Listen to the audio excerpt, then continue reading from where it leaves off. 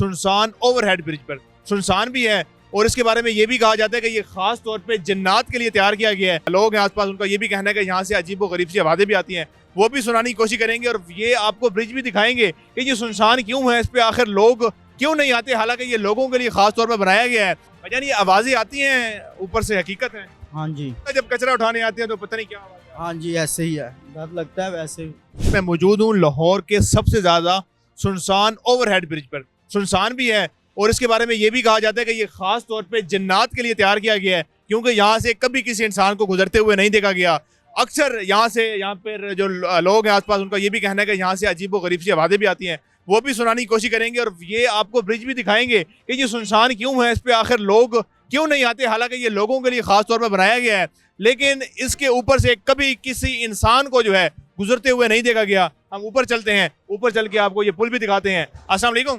वालेकुम अस्सलाम। भाईजान, ये आवाज़ें आती हैं ऊपर से, हकीकत है। हाँ जी किस तरह की, कोई जन्नात की आवाज़ें होती हैं, इस तरह की आवाज़ें होती हैं? भाई, अजीब किस्म की आवाज़ होती है, समझ नहीं आती किस तरह की। नहीं समझ आती। हम तो यार ये कचरा उठाने वाले हैं भाई, तो सुथरा। डर नहीं लगता जब कचरा उठाने आते हैं तो पता नहीं क्या आवाज़ है? हाँ जी, ऐसे ही है, डर लगता है वैसे ही।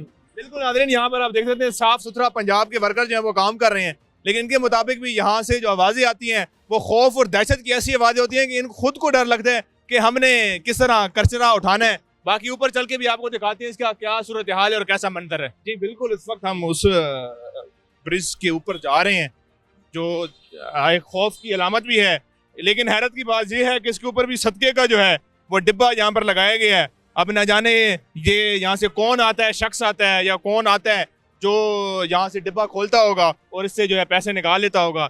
ये बड़ा खौफनाक, हालांकि ये बिल्कुल अगर देखा जाए तो बिल्कुल गुलबर्ग में ये जगह जो है ये वाक़ई है, बिल्कुल गुलबर्ग की पेन मार्केट है, उसके बिल्कुल साथ ये पुल वाक़ई है।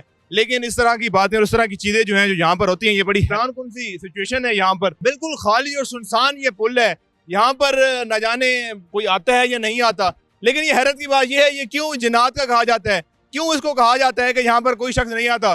क्योंकि अगर मैं आपको दिखा सकूँ, जो बस स्टॉप है वो इससे बिल्कुल थोड़ा सा फासले पे बनाया गया है। अब लोग ज़ाहिर है जो बस से उतरेगा उसको चाहिए ये था कि बिल्कुल 7 स्टेयर्स हों, वो स्टेयर्स के ज़रिए से, स्टेयर्स की मदद से जो है वो दोबारा वापस ऊपर आ जाए और दूसरी साइड पर आ जाए। लेकिन चूंकि लोग ये समझते हैं कि हमें पहले सीढ़ियों पे जाना पड़ेगा, सीढ़ियों से फिर ऊपर आना पड़ेगा, फिर हम ऊपर आएंगे, हमारा टाइम ज़ाया हो जाएगा, तो इसलिए लोग इस बात की कोशिश करते हैं कि हम जो है वो यहीं से रोड क्रॉस करके यहाँ आ जाएं। अब मेरे ख्याल में हुकूमत ने ज़ाहिर है अब ये एक सहूलत लोगों को दी जो है, तो इसके ऊपर इस तरह होना चाहिए कि इसकी जो सीढ़ियाँ हैं वो कम से कम उस बस स्टॉप के पास होनी चाहिए, या बस स्टॉप जो है सीढ़ियों के पास होना चाहिए, ताकि कोई भी शख्स उतरे तो फौरी तौर पर सीढ़ियाँ उसके करीब हों, सीढ़ियों के जरिए जो है वो दूसरी साइड पे आ जाए, बजाय इसके कि वो इस ट्रैफिक में खलल डाले, अपनी ज़िंदगी भी वो जो है वो मुश्किल में डाले। तो मेरे ख्याल में हुकूमत को उसके बारे में सोचना चाहिए। बाकी आप अपनी राय क्या देते हैं कमेंट सेक्शन में लाजमी बताइएगा।